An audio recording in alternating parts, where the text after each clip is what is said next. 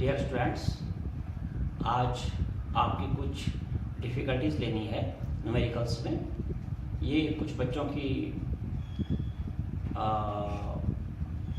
Difficulties हैं और ये हैं कूलाम के नियम और विद्युत क्षेत्र वाले टॉपिक के हैं, तो बड़े इम्पोर्टेंट भी हैं, तो उसको लेते हैं। देखिए आप, सबसे पहला क्वेश्चन इसमें यह है, हाइड्रोजन परमाणु में इलेक्ट्रॉन व प्रोटॉन के बीच दूरी 5.3 × 10⁻⁻11 मीटर है।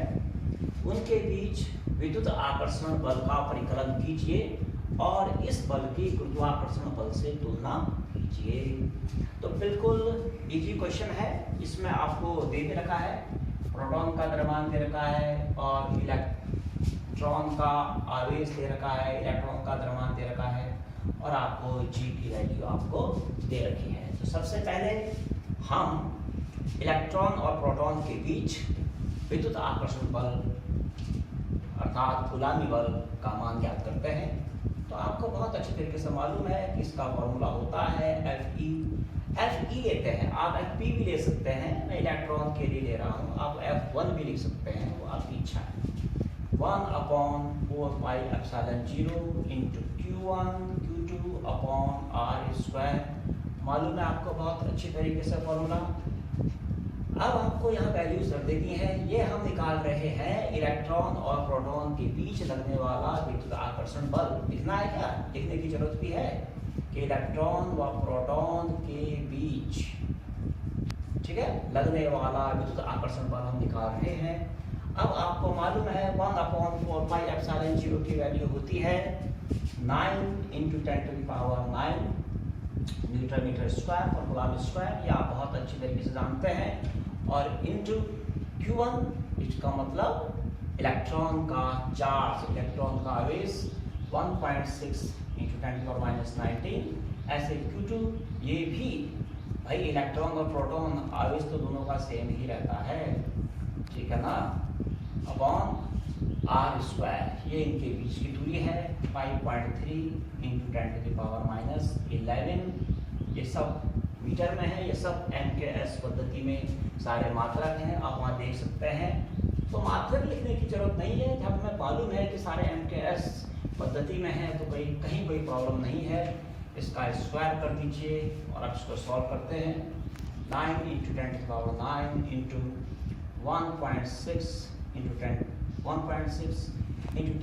10⁻38, ये दोनों हो गए, अपॉन इसको भी सॉल्व करते हैं। 5.3 × 10⁻11 का स्क्वायर, 5.3 का आप स्क्वायर कर दीजिए,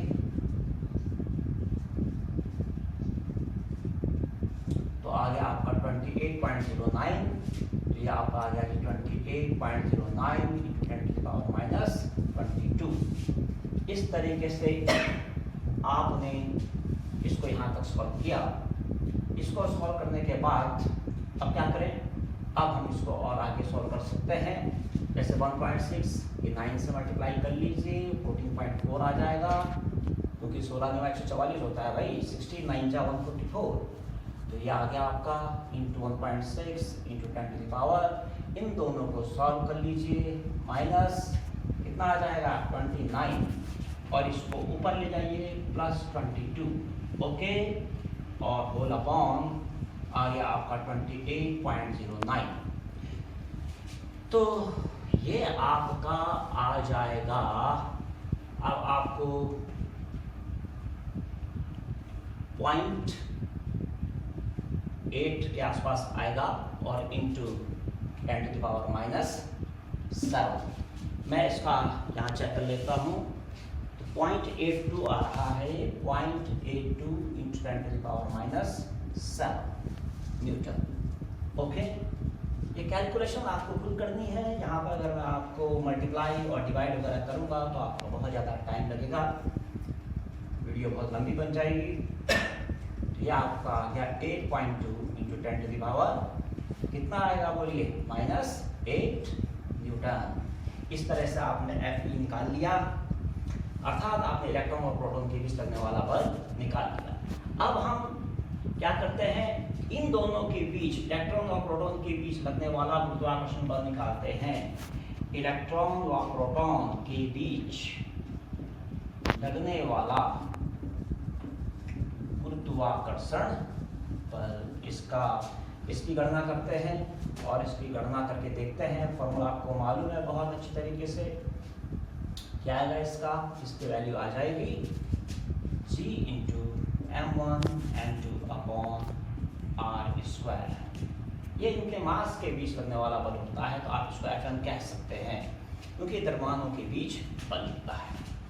तो G ये आपका ग्रेविटेशनल कांस्टेंट, जिसकी वैल्यू सबको याद है 6.7 इंटू 10⁻11 वहाँ लिखा हुआ भी है, और इंटू अब इनका द्रव्यमान, चलो मान लिया ये आपका इलेक्ट्रॉन का है और ये भाई आपका किसका है, प्रोटॉन का है। तो इलेक्ट्रॉन का तो सबको वैसे मालूम होता है, वैसे 9.8 9.1 इंटू 10⁻31, और ये प्रोटॉन का द्रव्यमान भी दे रखा है आपको 1.7 इंटू 10⁻27 और होल अपॉन r। इनके बीच का डिस्टेंस आपको पहले ही दे रखा है 5.3 इंटू 10⁻11, और इसका आ गया जनाब होल स्क्वायर। ओके, तो इस तरीके से आप इसकी गणना भी इजीली कर सकते हैं। क्या आएगा देखिए 6.7 इंटू 9.1 इंटू 1.7 इंटू, इन दोनों को आप प्लस करेंगे तो -58, -58 में -11 और करिए तो -69, क्या गया जी -69। ओके, अपॉन 5.3 का भी स्क्वायर करना है, इसका स्क्वायर 28.09 और इंटू 10⁻22। यहाँ तक आपने इसको सॉल्व कर लिया। अब ये तो हम देखेंगे ही लगभग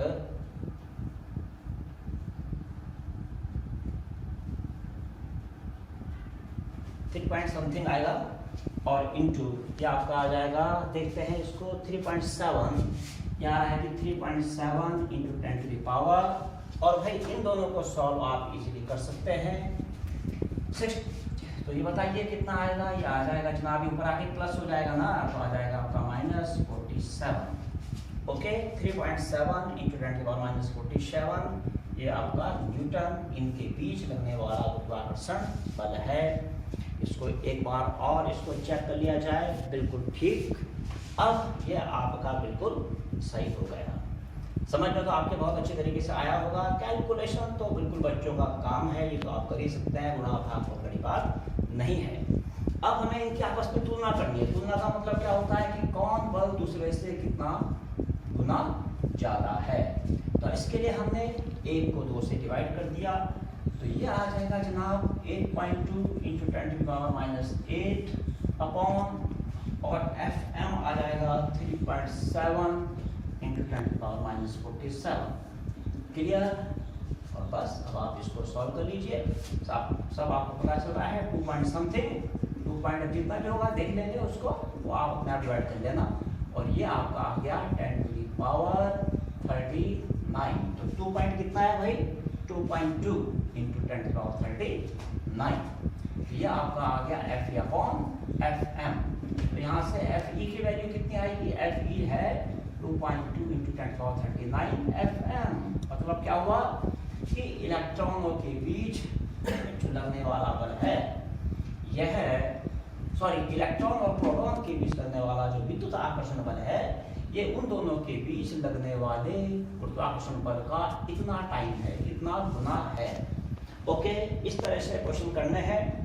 आपको तरीका मालूम होना चाहिए, गणनाओं की आपको प्रैक्टिस करनी है, कैलकुलेशन की आपको प्रैक्टिस करनी है, मल्टीप्लाई करना, ऐड करना, डिवाइड करना, ये छोटी कक्षाओं का काम है, आपको बहुत अच्छे तरीके से आता है, इसमें आपको कोई प्रॉब्लम नहीं है।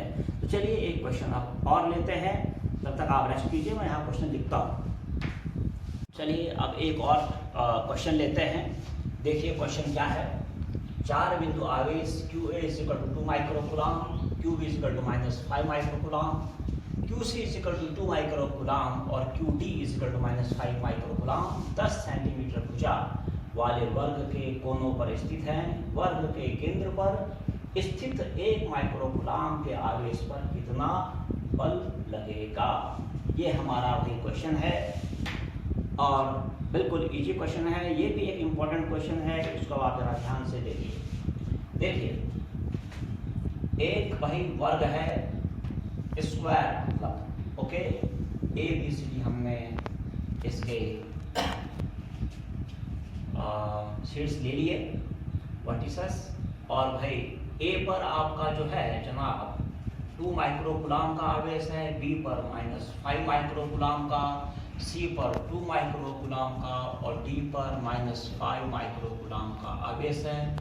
इसका केंद्र कहाँ होगा? केंद्र होता है इसका विकर्णों का कटान बिंदु, point of intersection of its diagonals, okay.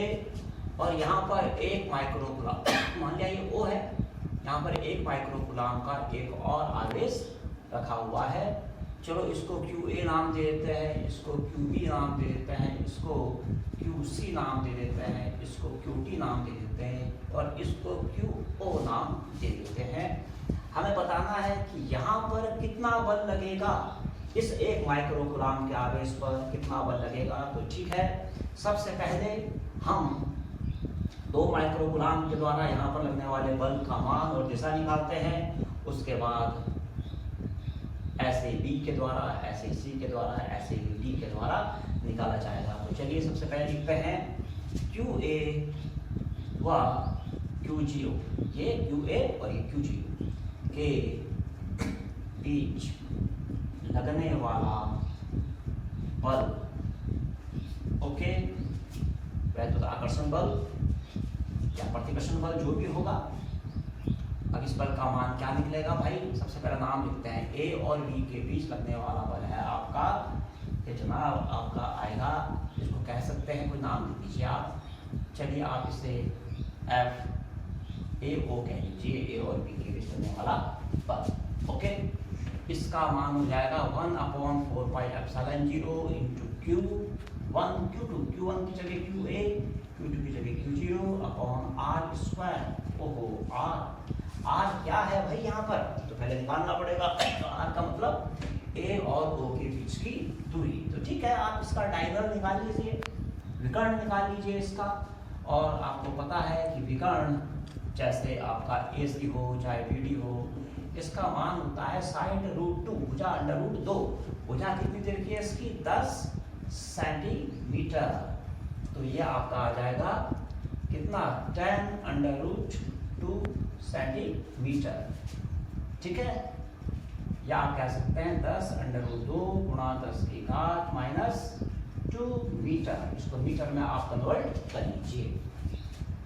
तो अब R स्क्वायर कितना है? R स्क्वायर यहाँ AO है, तो ये आपका AO का होल स्क्वायर। तो भाई AO कितना आएगा? AO हो, BO हो, CO या हो आपका DO, सब है आपका इसका आधा, 5√2 गुणा 10 की घात -2 मीटर, क्योंकि विकर्ण एक दूसरे को समद्विभाजित करते हैं। तो चलिए इसका मान निकालते हैं। 9 गुणा 10 की घात 9, तो ये हो गया। QA कितना है? 2 माइक्रोकूलम, यानी कि 2 गुणा 10 की घात -6 कूलम। QO कितना है? 1 microcoulomb, 1 × 10⁻⁻6 coulomb whole upon AO आपका है दिस 5√2 × 10⁻⁻2 और इसका आ गया जनाब होल स्क्वायर, ओके। अब आप इसको सॉल्व कर सकते हैं इजीली।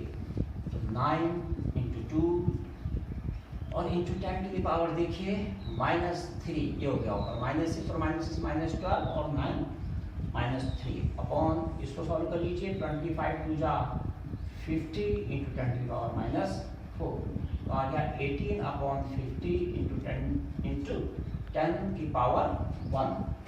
तो जनाब इससे काटेंगे 0.36 × 10, 3.6 न्यूटन आपका आ गया FAO। अब ऐसे चलो इन दोनों के बीच निकाल देते हैं पहले, ठीक है। इसी प्रकार अब कहाँ करें भाई, कहाँ करें?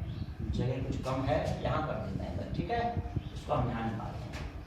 तो हम लिखते हैं QC व QO के बीच लगने वाला बल, और इसका नाम दे दीजिए आप F, क्या नाम दे दीजिए? FCO नाम दे दीजिए, और इसकी वैल्यू हो जाएगी आपकी बिल्कुल सेम 9 इंटू 10 की पावर 9 इंटू, और देखिए यहाँ कितना है 2 है भाई, 2 इंटू 10 की पावर -6 और इंटू यहाँ पर 1, इन दोनों के बीच बताया आपने, इंटू 1 इंटू 10 की पावर माइनस, सेम ऊपर की तरह हो गया ये, अपॉन 5√2 इंटू 10 की पावर -2 का होल स्क्वायर।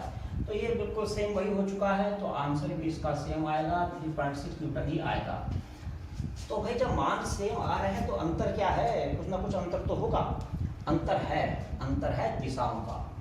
इन दोनों के बीच लगने वाला बल क्या होगा, ये कहीं माइनस में तो नहीं है भाई, क्यू सी कहीं माइनस में तो नहीं है, ये कहीं प्लस में ही है, ठीक है प्लस में। तो इसके द्वारा यहाँ लगने वाला बल की दिशा होगी भाई ये प्रतिकर्षण है, और इसके द्वारा यहाँ लगने वाले बल की दिशा होगी ये, ओके ठीक है भाई, ये भी प्लस में है, ये भी प्लस में है प्रतिकर्षण, तो इसके द्वारा लगने वाले बल की दिशा ये है ओ सी दिशा। तो यहाँ इसकी दिशा क्या है, ओ सी दिशा, ओ सी दिशा में, ओके। ये आपका बल है भाई, सदिश है, ओके कोई दिक्कत नहीं।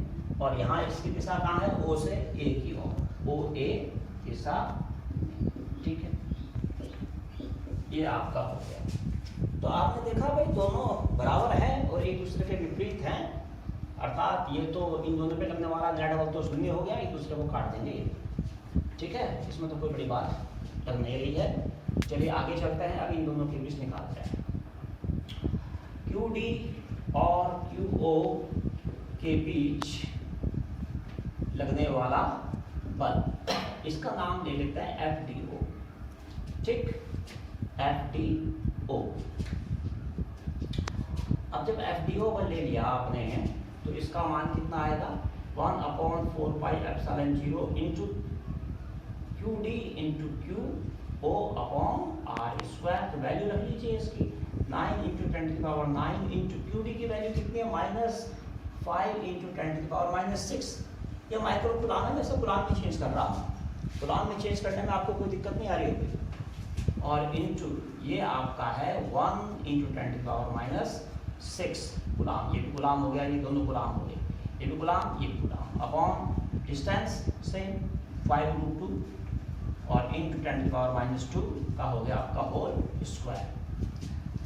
तो 9 × 5 = 45 -45 इंटू 10 की पावर -3, तो ऊपर हो गया -12 और 9 clear, upon 25 to the 50 into 10 की पावर -4, ये हो गया जी आपका। और ये आपका सॉल्व करके आया -0.9 इंटू 10 क्लियर, अर्थात हो गया जी आपका 9 न्यूटन आपका ये हो गया। अच्छा जी, एक बात और, आप इसमें जो ये माइनस साइन है, इसको आप अगर इसका केवल परिमाण लें, तो अगर आप इसका केवल परिमाण लेते हैं तो आपको पता चलेगा कि आप इस माइनस के चिन्ह को छोड़ भी सकते हैं। आप केवल इसकी दिशा बताइए, माइनस के चिन्ह को छोड़िए, दिशा लीजिए, परिमाण लीजिए इसका। तो यह आपका इन दोनों के बीच लगने वाला बल है भाई, यह आपका क्या है, माइनस में, यह है प्लस में, तो आकर्षण का बल, तो इसकी दिशा हो जाएगी ओ से डी की ओर। तो कहाँ होगी इसकी दिशा, ओ डी दिशा में इसका मान लिया जाएगा, क्लियर।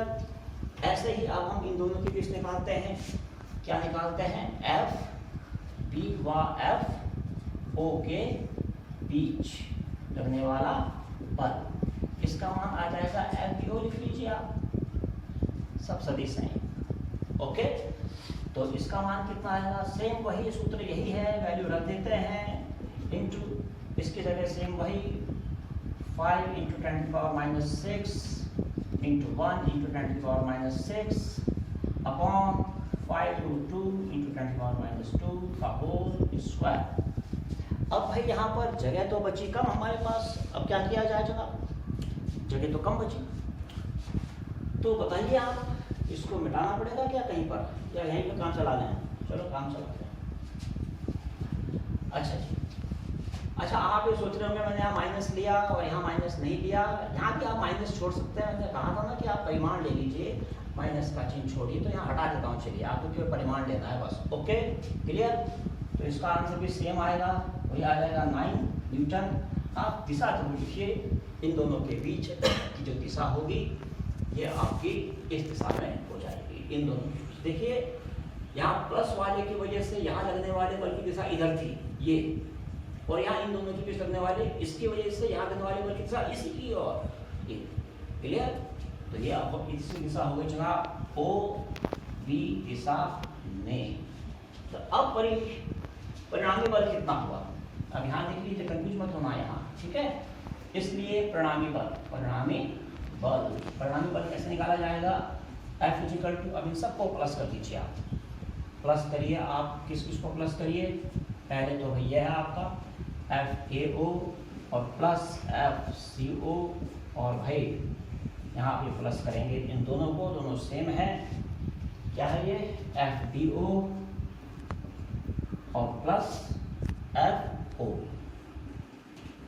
अब सदिश राशि है भैया, तो दिशाओं का ख्याल रखिए, इन दोनों के बीच दिशाएं विपरीत हैं। ये OC इधर, एक बल इधर, एक बल इधर, ऐसे एक दूसरे को क्या कर दिया, कैंसिल। तो ये हो गया आपका 0 और ये भी आपका हो गया 0, तो ये हो गया जी आपका 0।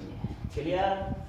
बताइए कोई दिक्कत इसमें, बिल्कुल इजी क्वेश्चन है, इस तरीके से इसे आपने करना है। एक और क्वेश्चन लेते हैं। चलिए अब एक क्वेश्चन और करते हैं, बड़ा इंपॉर्टेंट क्वेश्चन है, बोर्ड में बहुत बार आता रहता है, हर प्रकार के बोर्ड में, अर्थात उत्तराखंड बोर्ड में, यूपी बोर्ड में। तो आप समझिए बहुत इंपॉर्टेंट क्वेश्चन है, इस आप ध्यान से देखिए 5 × 10⁻19 कूलाम और 20 × 10⁻19 कूलाम के दो बिंदु आवेश परस्पर 2 मीटर की दूरी पर स्थित हैं। उनको मिलाने वाली रेखा के किस बिंदु पर विद्युत क्षेत्र 0 होगा। तो इसमें बहुत ही इजी क्वेश्चन, ये दो आवेश है भाई, एक है आपका 5 × 10⁻19 कूलाम का, इसको मैं Q1 नाम देता हूँ। एक है आपका 20 × 10⁻19 कूलाम का, इसको मैं Q2 नाम दे देता हूँ। और इस पॉइंट को A, इस पॉइंट को B नाम देता हूँ। ये दोनों एक दूसरे से 2 मीटर की दूरी पर स्थित हैं। इनको मिलाने वाले किस बिंदु पर विद्युत क्षेत्र 0 होगा, निकालना है हमें। तो आप ये समझिए कि विद्युत क्षेत्र इन दोनों के बीच में ही वो कोई बिंदु होगा जहाँ पर विद्युत क्षेत्र 0 होगा। क्यों? क्योंकि ये दोनों ही प्लस में हैं। इसकी वजह से इस बिंदु P पर विद्युत क्षेत्र की जो दिशा होगी वो A से B की ओर इधर होगी, और Q2 की वजह से बिंदु P पर विद्युत क्षेत्र की जो दिशा होगी वो इधर होगी।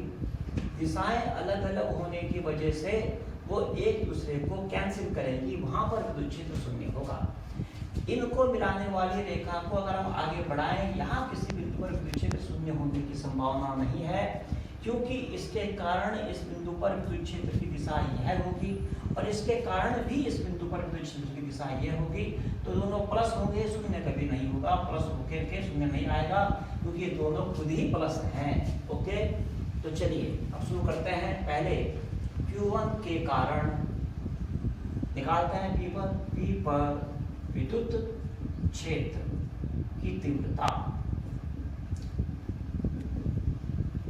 ओके, अच्छा चलिए पहले इस दूरी को x मान लीजिए आप, जहां पर वो विद्युत क्षेत्र है। मान लिया आपने कि A से x दूरी पर वो बिंदु P है जहां पर विद्युत क्षेत्र 0 है। तो बिल्कुल स्पष्ट है कि अब यहां से लेकर यहां तक की दूरी 2 - x हो जाएगी।